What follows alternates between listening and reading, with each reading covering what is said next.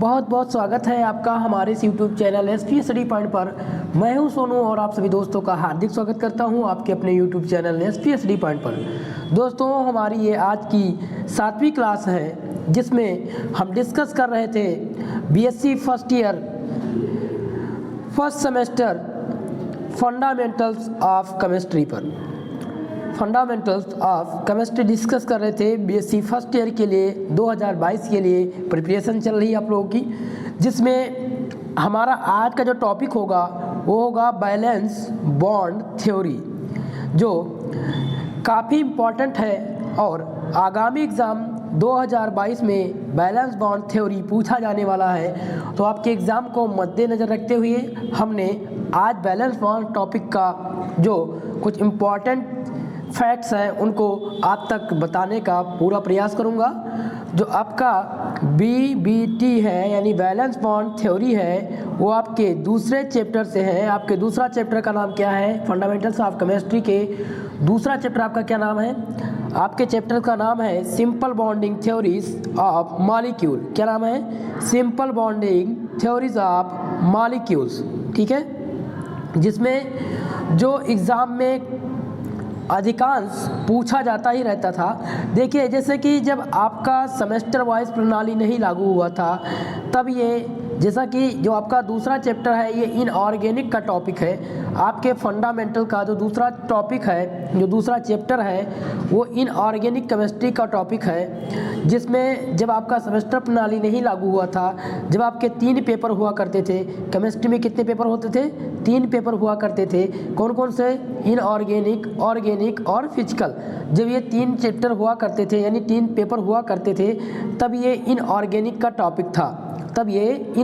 Topic था। और तब जो क्वेश्चन है वो अधिकांश बैलेंस बॉन्ड थ्योरी से पूछे जाते रहते थे। ठीक है, तो आज का जो हमारा क्लास है वो पूरी तरह से बैलेंस बॉन्ड थ्योरी पर है, जहां हम पढ़ रहे हैं according to new education policy 2020 के तहत जो आपका सिलेबस, नया सिलेबस जारी हुआ है, इसी के तहत हम तैयार कर रहे हैं फंडामेंटल्स ऑफ केमिस्ट्री। ठीक है, जो नई शिक्षा नीति के तहत आपका सिलेबस लागू हुआ है, हम प्रिपेयर हो रहे हैं फर्स्ट सेमेस्टर के लिए। अब बात कर लेते हैं आपके क्लास की।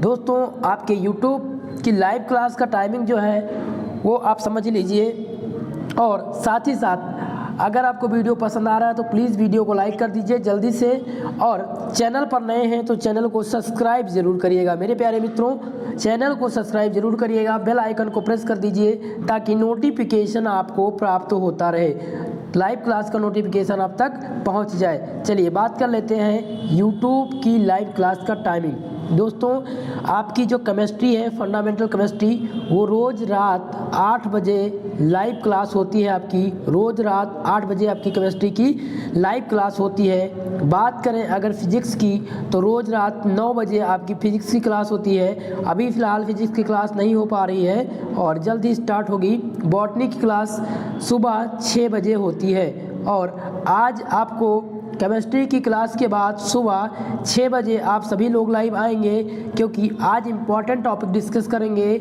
आज का, यानी कि जूलॉजी के मॉडल पेपर पर हम डिस्कस करेंगे। जूलॉजी का मॉडल पेपर डिस्कशन किया जाएगा, जिसमें आप सभी लोग का लाइव आना अनिवार्य है। सभी लोग लाइव आएँ प्लीज़, और आप लोग लाइव क्लास ज्वाइन कर लिया करिए जब क्लास का टाइमिंग हो। ठीक है, चलिए अब डिस्कस करते हैं आपके टॉपिक पर। जो आपका टॉपिक है आपका चैप्टर नंबर 2। आपका चैप्टर नंबर 2 है simple bonding theories of molecule, जिसमें आज हमारा टॉपिक होगा बैलेंस बॉन्ड थ्योरी, जिसमें हम डिस्कस करेंगे कि बैलेंस बॉन्ड थ्योरी क्या है। थोड़ा सा बैलेंस बॉन्ड थ्योरी के बारे में हम जानते हैं। देखिए, जो बैलेंस बॉन्ड थ्योरी थे, यानी बैलेंस बॉन्ड थ्योरी ने एक कॉन्सेप्ट दिया था। वो कॉन्सेप्ट क्या था उसको समझते हैं। सबसे पहले बैलेंस बॉन्ड थ्योरी ने एक कॉन्सेप्ट दिया था जिसे हम सिग्मा और पाई बॉन्ड के नाम से जानते हैं। सिग्मा और पाई बॉन्ड के नाम से जानते हैं। जैसा कि बात करें सिग्मा और पाई बॉन्ड की, तो जहाँ पर सिंगल बॉन्ड होता है, वहाँ पर सिग्मा बॉन्ड पाया जाता है। जहाँ पर डबल बॉन्ड होता है वहाँ पर पाई बॉन्ड पाया जाता है। अगर बात करें हम ट्रिपल बॉन्ड की, तो ट्रिपल बॉन्ड जहाँ भी लगा होता है वहाँ पर एक बॉन्ड तो सिग्मा होता है और ये जो दो बॉन्ड होते हैं वो पाई बॉन्ड होते हैं। ठीक है, तो आप लोग को शायद ये बात पता होगा, अगर नहीं है तो आज की इस क्लास में आप लोग को पता चल जाएगा कि आखिर में सिग्मा बॉन्ड क्या होता है और पाई बॉन्ड क्या होता है और क्यों ये बैलेंस बॉन्ड थ्योरी ने इसको समझाया है। यानी बैलेंस बॉन्ड थ्योरी ने सिग्मा और पाई बॉन्ड के ऊपर अपना जो एक्सपेरिमेंट है वो किया और बताया है। ठीक है, दूसरी बात, बैलेंस बॉन्ड थ्योरी में बॉन्ड कैसे बनते हैं। बैलेंस बॉन्ड थ्योरी ने ये भी बताया है कि बॉन्ड का फॉर्मेशन कैसे होता है, किसी बॉन्ड का फॉर्मेशन कैसे होता है। जैसा कि अभी तक पिछली क्लास में आप लोग पढ़ रहे थे, देखिए अभी मैं आप लोग को पूरी बात समझा रहा हूँ, फिर आपको थ्योरी के ऊपर ले चल रहा हूँ। पहले बातों को समझिए, नोट करते रहिए जो इम्पोर्टेंट चीज़ है। जैसा कि अभी आप लोग पिछली क्लास में पढ़ रहे थे कि इलेक्ट्रॉन की शेयरिंग हो रही थी। अभी तक क्या हो रही थी, जैसे फजन्स रूल की बात करें, डाइपोल मोमेंट की बात करें, तो वहाँ पर क्या होता था, इलेक्ट्रॉन की शेयरिंग होती थी। क्या होती थी, इलेक्ट्रॉन की शेयरिंग होती थी। लेकिन दरअसल में इलेक्ट्रॉन जो होते हैं वो कहाँ होते हैं, इलेक्ट्रॉन जो पाए जाते हैं वो होते कहाँ हैं। सबसे पहले तो ये जान लीजिए कि इलेक्ट्रॉन जो हैं वो होते कहाँ हैं। तो इलेक्ट्रॉन जो है वो ऑर्बिटल में पाए जाते हैं। कहाँ पाए जाते हैं, ऑर्बिटल में पाए जाते हैं। तो ऑर्बिटल में पाए जाते हैं, इतनी बात समझ में आ गई आप लोग के।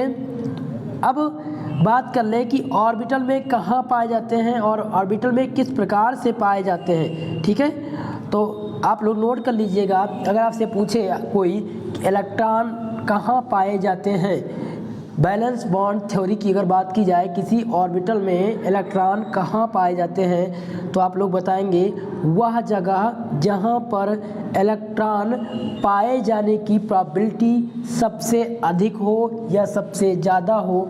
वह जगह जहाँ पर इलेक्ट्रॉन पाए जाने की प्रोबेबिलिटी सबसे ज़्यादा होती है, जैसे कि एस में, जैसे कि मान लिया एस ऑर्बिटल में एक होता है, पी ऑर्बिटल में 3 होता है, तो 3 ऑर्बिटल होता है। तो इसी प्रकार से यहाँ पर इलेक्ट्रॉन पाए जाते हैं। तो यहाँ पर इलेक्ट्रॉन पाए जाने की सब प्रोबेबिलिटी अधिक होती है, उसे हम ऑर्बिटल कहते हैं। ठीक है, इतनी बात समझ में आ गई आप लोग के।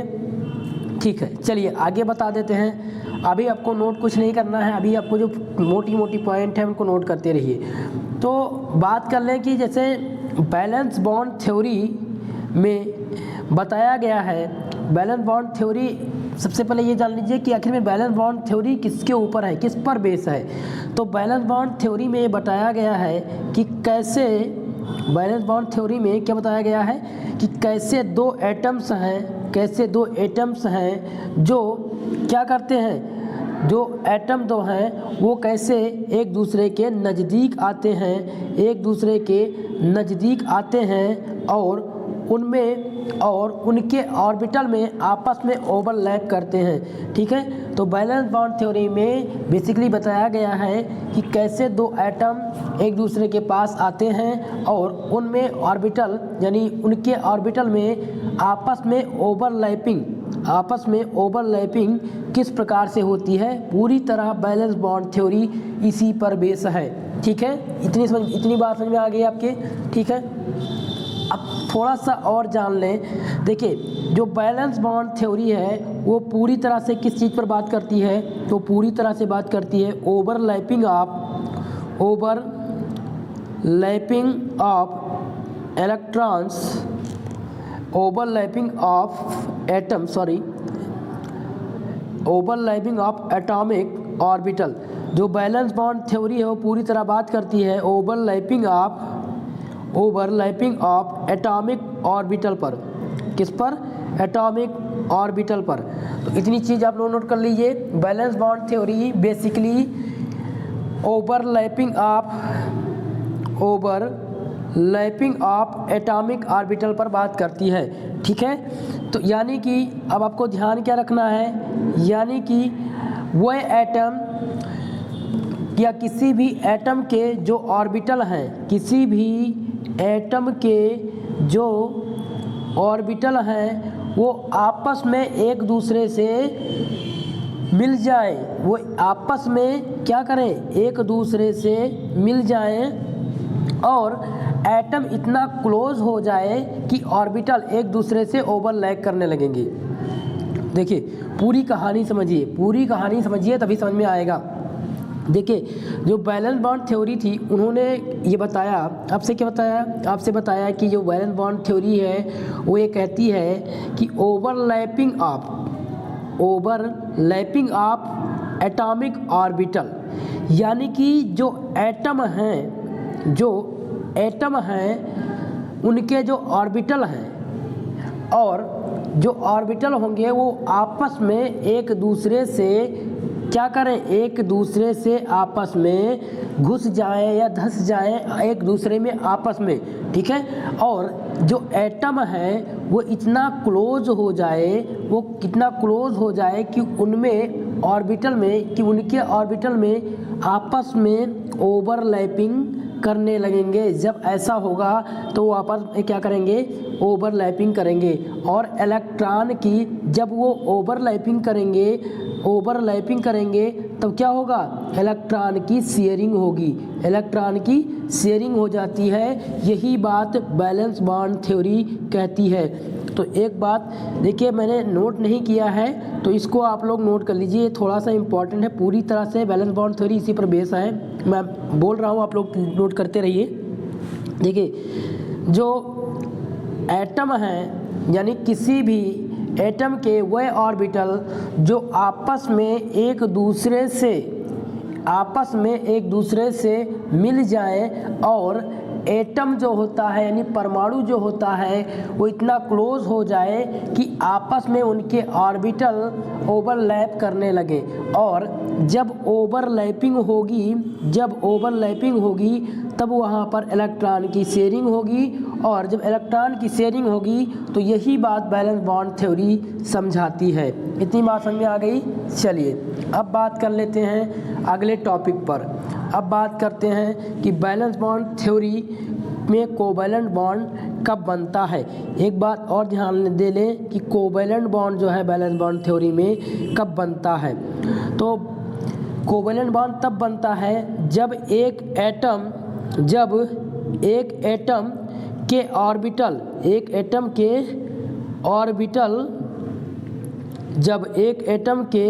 ऑर्बिटल की ओवरलैपिंग होती है तब कोवैलेंट बॉन्ड बनता है। जब कोई एटम है और उसकी ओवरलैपिंग हो जाए, उसके ऑर्बिटल का ओवरलैपिंग हो जाए तब वहाँ पर कोवैलेंट बॉन्ड का फॉर्मेशन होता है। इतनी बात आपके समझ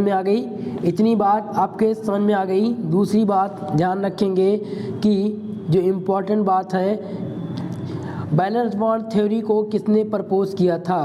तो वैलेंस बॉन्ड थ्योरी को जो इंट्रोडक्ट किया था, फर्स्ट इंट्रोडक्ट जिसने किया था, उनका नाम था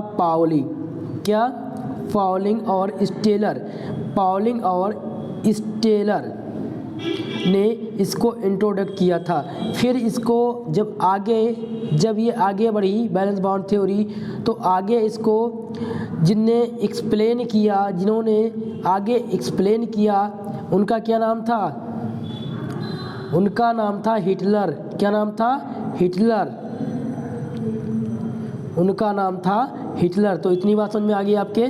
चलिए अब हम बात करते हैं एक एक पॉइंट पर और उनको आगे समझते हुए चलते हैं। जो पहला पॉइंट है आपका, पहला पॉइंट ध्यान देंगे कि covalent bond is formed by overlapping of atomic orbital, atoms should comes very close. यानी कि ये बात कर रहा है कि यहाँ पर जो कोवैलेंट बॉन्ड है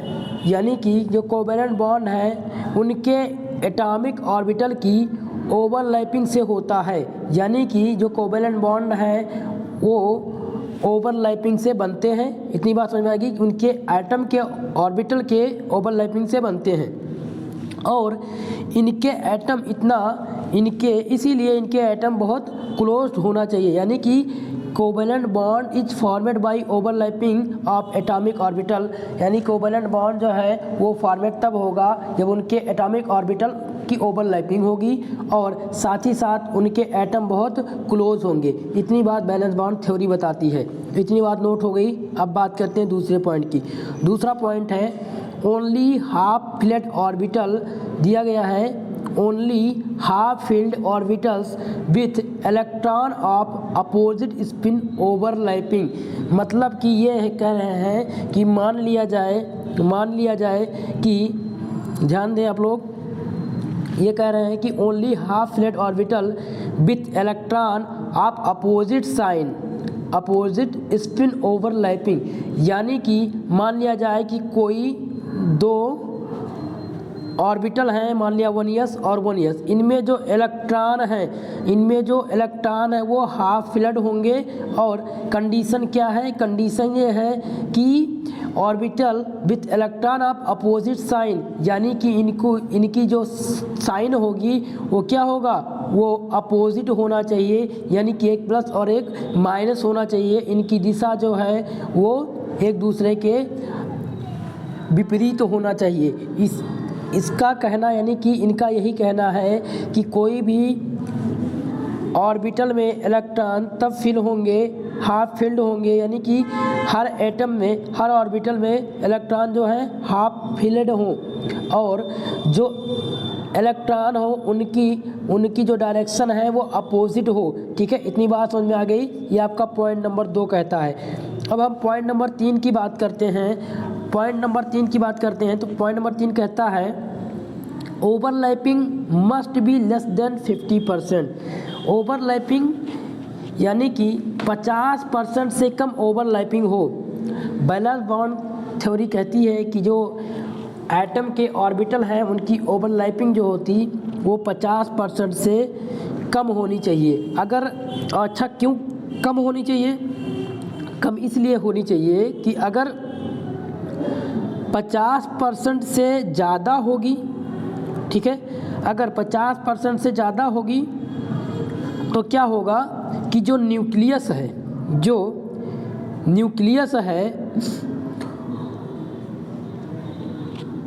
वो एक दूसरे से, वो उनके जो न्यूक्लियस होंगे वो एक दूसरे से इतना करीब आ जाएंगे, इतना समीप आ जाएंगे कि दोनों के बीच क्या होगा, दोनों के बीच रिपल्सन होने लगेगा।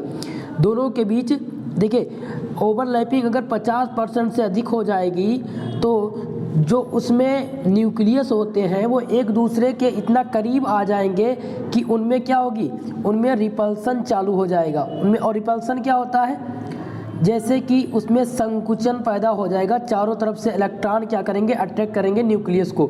ठीक है, तो उनमें जब रिपल्सन स्टार्ट हो जाएगा तब वहाँ पर क्या होगा, बॉन्ड का फॉर्मेशन नहीं होगा, तब वहाँ पर बॉन्ड का फॉर्मेशन नहीं होगा।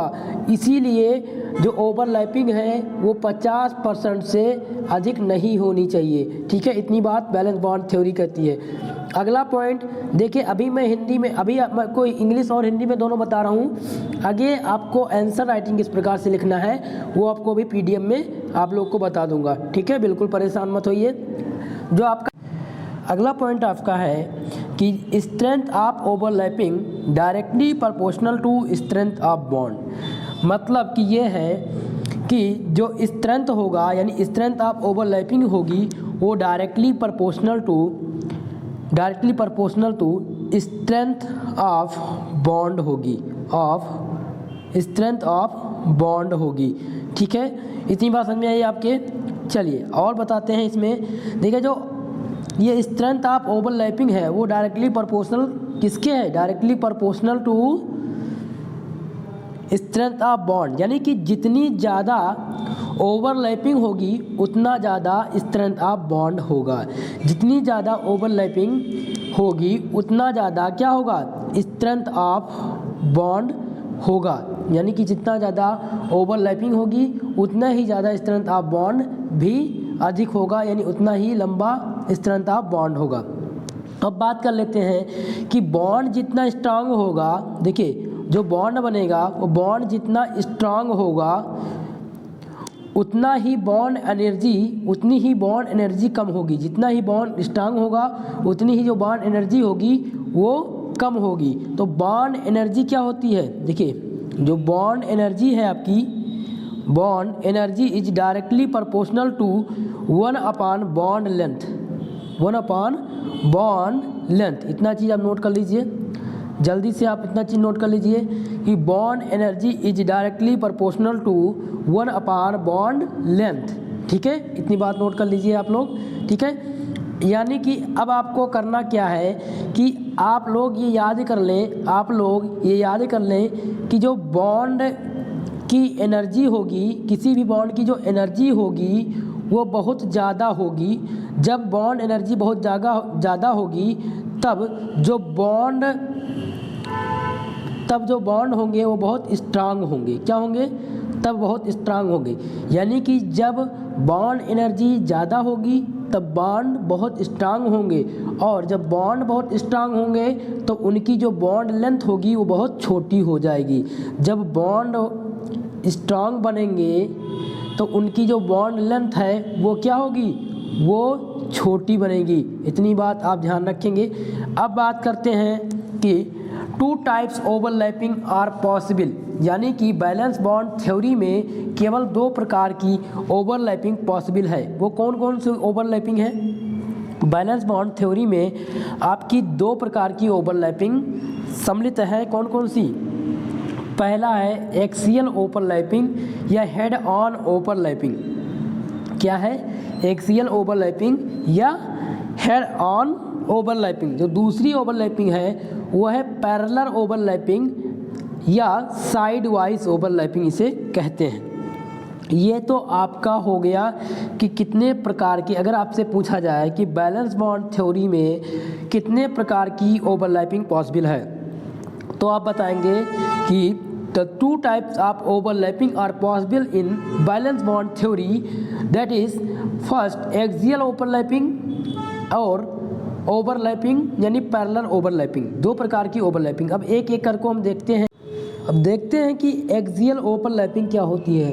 तो एक्सियल ओवरलैपिंग क्या है? जब किसी परमाणु के ऑर्बिटल आपस में एक दूसरे के आमने सामने तथा सीधा सीधा ओवरलैपिंग करें तब वहाँ पर सिग्मा बॉन्ड का फॉर्मेशन होता है। किसका? सिग्मा बॉन्ड का फॉर्मेशन होता है।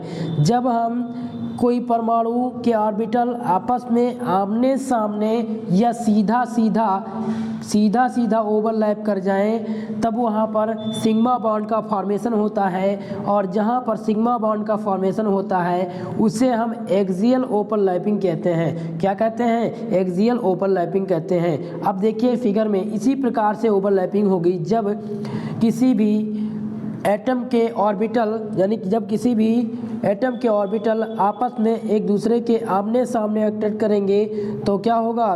तब यहाँ पर हमें सिग्मा बॉन्ड का फॉर्मेशन होगा, और इसे हम एक्सियल ओवरलैपिंग या हेड ऑन ओवरलैपिंग कहते हैं। हेड ऑन ओवरलैपिंग के नाम से भी इसे जानते हैं। इसे क्या कहा जाता है? Head on overlapping. ठीक है, इतनी बात आप ध्यान रखेंगे। अब जो दूसरा ओवरलैपिंग है वो क्या है? वो है पैरेलल ओवरलैपिंग। इसे हम साइड वाइज ओवरलैपिंग के नाम से भी जानते हैं। इसे हम साइड वाइज ओवरलैपिंग के नाम से भी जानते हैं कि साइड वाइज ओवरलैपिंग आखिर में क्या होती है। तो पैरेलल ओवरलैपिंग की बात करेंगे जब किसी परमाणु के ऑर्बिटल आपस में एक दूसरे से साइड वाइज ओवरलैपिंग करते हैं तब यहाँ पर पाई बॉन्ड का फॉर्मेशन होगा। भैया अभी तक जो कहानी थी मेरे प्यारे मित्रों वो आमने सामने की लड़ाई थी। आमने सामने की लड़ाई में हमें क्या प्राप्त हुआ? सिग्मा बॉन्ड प्राप्त हुआ। लेकिन जो ये पैरेलल ओवरलैपिंग भाई साहब हैं ये कह रहे हैं कि जब यहाँ पर साइड बाई साइड हो, यानी कि एक दूसरे के साइड बाई साइड, देखिए एक इधर है और ये इधर से अटैक करें और ये इधर से अटैक करें। ठीक है, तो साइड बाई ओवरलैपिंग जब करेंगे तब यहाँ पर पाई बॉन्ड प्राप्त होगा, और जब आमने सामने की लड़ाई थी तब हमें सिग्मा बॉन्ड प्राप्त हुआ था। इतनी बात समझ में आ गई मेरे प्यारे मित्रों, इतनी बात समझ में आ गई। अगर आपको पसंद आ रहा हो वीडियो तो प्लीज़ एक बार वीडियो को लाइक ज़रूर करिए, और चैनल पर अगर नए हैं तो चैनल को ज़रूर सब्सक्राइब कर लीजिए, ताकि इसी प्रकार की वीडियो अब तक प्राप्त होती रहे और आपकी तैयारी बेहतर हो सके। दोस्तों, सुबह 6 बजे आप लोग बॉटनी की क्लास में उपस्थित होंगे। वहाँ पर आज बॉटनी की क्लास ना चल के जूलॉजी का मॉडल पेपर डिस्कशन किया जाएगा, और आप लोग क्लास में ज़रूर उपस्थित हो। ठीक है दोस्तों, अब हम बात करेंगे आपको, ये तो आपका बेसिक था जो मैंने आपको बता दिया। मैंने बैलेंस बॉन्ड थ्योरी की बेसिक चीज़ें आपको बता दी, बेसिक बातें आपको समझा दी कि किस प्रकार से बैलेंस बॉन्ड थ्योरी में बेसिकली किस पर वर्क करता है, क्या है बैलेंस बॉन्ड थ्योरी, और इसको किसने इंट्रोडक्ट किया था, किस प्रकार के बॉन्ड का फॉर्मेशन होगा, सिग्मा बॉन्ड क्या होता है और पाई बॉन्ड क्या होता है। इतनी बात हमने समझ ली। अब हम बात करेंगे कि एग्ज़ाम में किस प्रकार से आपको लिखना है। तो इसके लिए मैंने पीडीएफ तैयार कर दिया है, और आज आपको पीडीएफ की मदद से आप लोग को समझाएंगे कि बैलेंस बॉन्ड थ्योरी क्या होती है। देखिए, आपको एग्ज़ाम में किस प्रकार से लिखना है, और लास्ट में हम इसकी लिमिटेशन, देखिए लिमिटेशन पूछी जाती है, पूछा जाता है लिमिटेशन के बारे में पूछा जाता रहता है कि बैलेंस बॉन्ड थ्योरी का लिमिटेशन क्या होता है। Discuss the balance bond theory limitation. तो लिमिटेशन के बारे में बात करेंगे, लेकिन आपको अभी बता दें कि बैलेंस बॉन्ड थ्योरी यानी कि जो संयोजी बंध सिद्धांत है, इसे कहते हैं संयोजी बंध सिद्धांत। ठीक है, अब हम देख लेते हैं कि इसको किस प्रकार से आप लिखेंगे। तो Hitler and London in 1927 proposed their theory to explain the nature of covalent bond which is called the valence bond theory। इतनी बात समझ में आई कि हिटलर और लंदन ने 1927 में सह संयोजक बंध की प्रकृति को समझाने के लिए एक सिद्धांत दिया था, जिसे हम बैलेंस बॉन्ड थ्योरी कहते हैं। इतनी बात समझ में आ गई कि हिटलर और लंदन भाई साहब ने 1927 में सह संयोजक बंध यानी कोवैलेंट बॉन्ड की प्रकृति को समझने के लिए, उसको समझने के लिए, अभी मैंने ये सारी चीज़ें आप लोग को बता दी हैं, अब आपको काफ़ी समझ में आ जाएगा। ठीक है, समझने के लिए एक संयोजी बंध सिद्धांत दिया, जिसे हम बैलेंस बॉन्ड थ्योरी के नाम से जानते हैं, जिसे बीबीटी के नाम से जानते हैं। इतनी बात समझ में आ गई। दूसरी बात, salient feature of valence bond theory according to this theory. देखिए, संयोजी बंध सिद्धांत के मुख्य लक्षण इस प्रकार से हैं। जो संयोजी बंध सिद्धांत है उनके मुख्य जो लक्षण हैं वो इस प्रकार से हैं। मैंने आपको लक्षण के बारे में बता दिया है कि उनके जो लक्षण होंगे वो किस प्रकार से होंगे। देखिए, पहला क्या है, पहला है कि जो उनके लक्षण होंगे, यानी कि कोवैलेंट बॉन्ड का जो फॉर्मेशन होगा by the partial overlapping of atomic orbital of different atom, complete the overlapping is not possible due to repulsion between the nucleus. अभी हमने बताया कि जब विभिन्न परमाणु ऑर्बिटल के आंशिक अतिव्यापन से सहसंयोजक बंध बनता है और नाभिक के बीच पथकर्षण होने के कारण पूर्ण अतिव्यापन संभव नहीं है। मैंने आपको बताया था न्यूक्लियस में जब ये इनका क्या हो जाएगा, जब इनका रिपल्सन हो जाएगा तो पूर्णतः ये अतिव्यापन संभव नहीं होगा। ये पहला लिमिटेशन, इनका पहला जो सिद्धांत है वो कहता है, यानी कि उनके जो सिद्धांत के मुख्य लक्षण है वो पहला लक्षण ये है। दूसरा बात ये कह रहे हैं कि the orbital participating into this combination must be half fillet and both should have unpaired electron. मतलब ये कह रहे हैं कि इस संयोग में भाग लेने वाले ऑर्बिटल यानी कक्षक अर्धपूर्ण होने चाहिए। जो मैंने बताया था ना, अर्धपूर्ण होने चाहिए। मान लिया कि 1s है और इसका भी 1s, इसमें जो इलेक्ट्रॉन होंगे वो हाफ फिलेड होने चाहिए और इनका जो डायरेक्शन है वो अपोजिट होना चाहिए। और ये कह क्या रहे हैं कि इस संयोग में भाग लेने वाले ऑर्बिटल अर्धपूर्ण होने चाहिए और दोनों में अयुग्मित इलेक्ट्रॉन हो, दोनों में अयुग्मित इलेक्ट्रॉन की संख्या पाई जाए, यानी कि इनकी जो दिशा होगी इस प्रकार से होगी, ये 1s है और ये 1s है, यानी यहाँ प्लस यहाँ माइनस, इसमें कोई भी प्लस लेकिन अपोजिट चार्ज होनी चाहिए। इतनी बात समझ में आ गई। देखिए जो मैं अभी पहले बता चुका हूँ वही चीज़ इसमें भी है, मैं आपको समझा रहा हूँ किस प्रकार से लिखना है। तीसरा पॉइंट ध्यान देंगे, तीसरा पॉइंट दिया गया है कि both atomic orbital merge to form a molecular orbital which is occupied the both electron.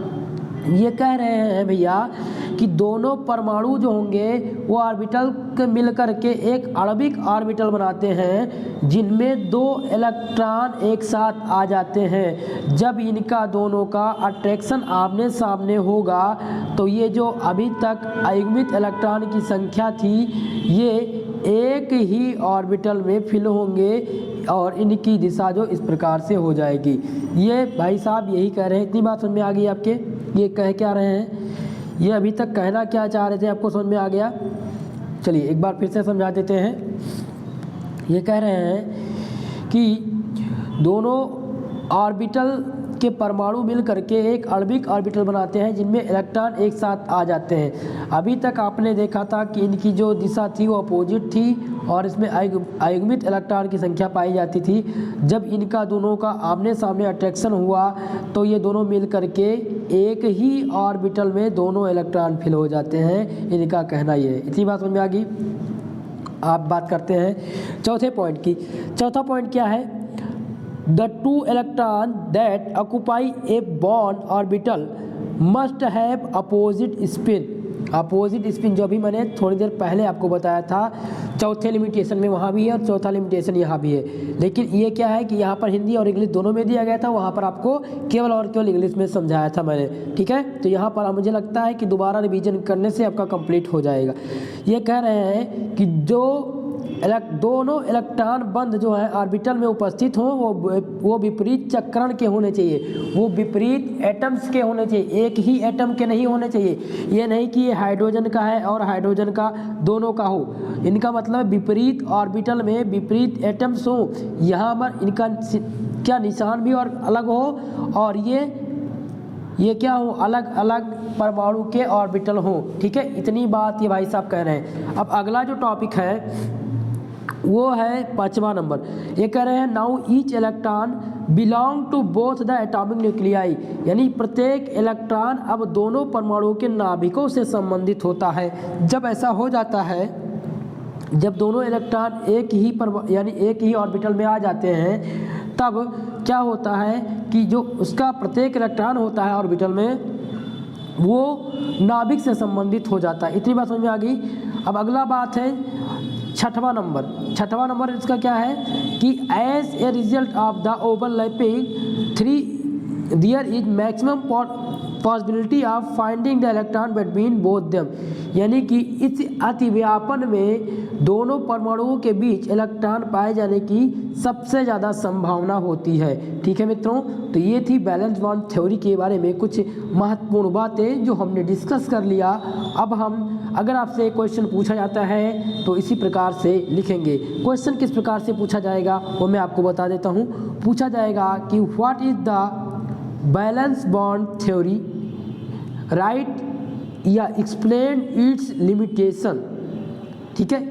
और ये पूछा जाएगा आपके सेक्शन बी में पूछा जाएगा, हमेशा सेक्शन बी में पूछा जाएगा, ठीक है मेरे प्यारे दोस्तों। चलिए जो अगला आपका मॉडल पेपर होगा, जो लास्ट मॉडल पेपर मैंने आप लोग को कहा था केमिस्ट्री का देने के लिए, उसमें ये क्वेश्चन आपको मिलेगा, ठीक है। महत्वपूर्ण क्वेश्चन है और ये आने की संभावना है, इसलिए आज की क्लास में मैंने इसको पूर्णतः डिस्कस कर दिया है। अगर आप लोग इसको कंप्लीट कर लेंगे तो आप पूर्णतः आपको बैलेंस बॉन्ड थ्योरी में कोई भी दिक्कत नहीं आएगी। अब बात करते हैं इसके लिमिटेशन की।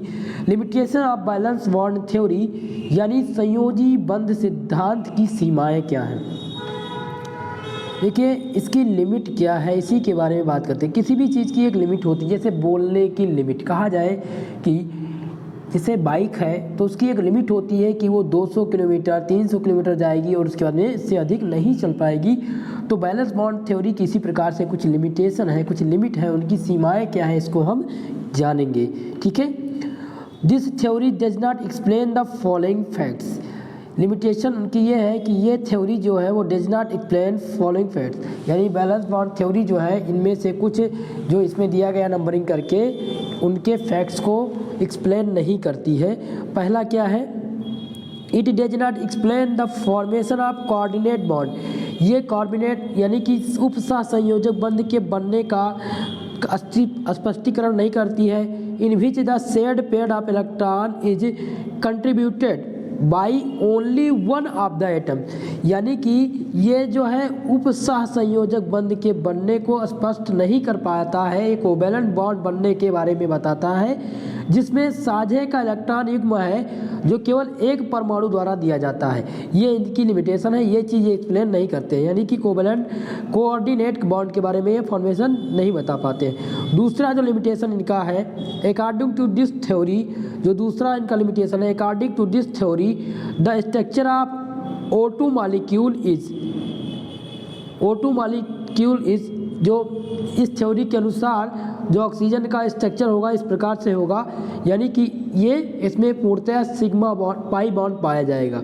ठीक है मेरे प्यारे मित्रों, अगर वीडियो आपको पसंद आई हो तो प्लीज़ एक बार वीडियो को लाइक कर दीजिएगा, एक लाइक ज़रूर कर दीजिएगा और शेयर करने का प्रयास करिए। साथ ही साथ अगर आप चैनल पर नए आए हैं तो आप चैनल को सब्सक्राइब जरूर करके जाइएगा और बेल आइकन को प्रेस करिए ताकि आपको क्लास का नोटिफिकेशन प्राप्त होता रहे।